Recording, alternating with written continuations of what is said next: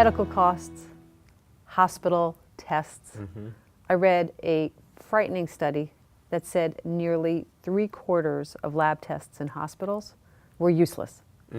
So what are tests that hospitals are giving for inpatients when people are in the hospital, and they throw you down to the lab, and they do blood tests, and they do whatever kinds of tests?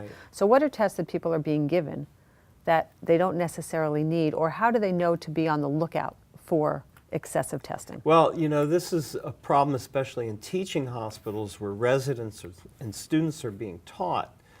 We used to have a joke in medical school that patients would become anemic from so many blood tests. It was called the anemia of chronic investigation. It's really not funny, but it's really what happens. So, and is that happening because they're afraid for insurance purposes? Is it because I know hospitals are pushing for use of their labs because they make more money? Right. What's the root? Well, it used to be to prevent malpractice. You know, just kind of covering themselves that they ordered a test and checked it and that it was okay. But with more and more education and standards that hospitals have imposed, I think they've gotten a little bit better in saying, no, this patient doesn't need to have his or her blood count checked every third or fourth day unless there's an indication for it. So when someone is coming to your bedside with a needle and getting a blood test, it's great if you or your advocate can ask, why is this test being done? What information is it being used so that I can better get treatment for my problem? And are there any risks to keep having these tests, like anemia, things like that? Should you check when the hospitalist comes in and does their rounds if there's any tests that they've ordered? Yes, you should ask, or can I expect any blood drawing to be done today or any x-ray studies? Because tests basically fall into two categories. Those that involve, your blood and blood system. I mean, giving a urine test is rather simple. And but it still costs. It still costs, right. And tests that involve interventions such as x-ray tests, so CAT scans, MRIs, ultrasounds, regular x-rays, things like that. So it's really important to ask if your insurance is covering these tests. Usually they may not even be able to tell you the answer to that.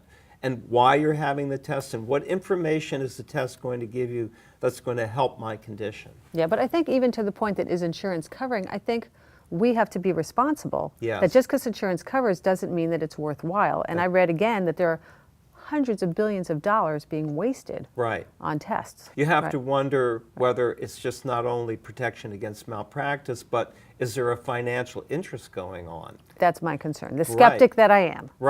So are there any tests in particular that are frequently excessively used? Like you just said, testing blood counts regularly. Are there Well, one test that is sometimes necessary, but experts have said is overused, is the CAT scan. The CAT scan can be extremely valuable in certain conditions, but it has a very large radiation exposure, much more than just chest x-rays. So you can have to be knowledgeable about asking the practitioner, is it worth the radiation risk for me to have this CAT scan, and what information are you looking for? So that's an important question to ask. Yeah, always why. And then on the flip side, what if I don't get that test? What's the downside? What am I risking if I don't get the test? And they should be able to give you pretty straight answers to those questions. I think they're going to be surprised that a patient's going to be that astute and educated, but after all, it's the educated patient that probably gets the best care. Well, and it's your body, and no one knows your body better. That's true. All right. Thank you, Dave. Okay. If you like what you just saw, do me a favor, share it. The healthcare challenge is really a problem for all of us. And the more we can get this information out and get people taking better care of their health, the healthier we will all be. We have more videos with Dr. Sherer as well as his blog, What Your Doctor Isn't Telling You, at our website, bottomlineinc.com.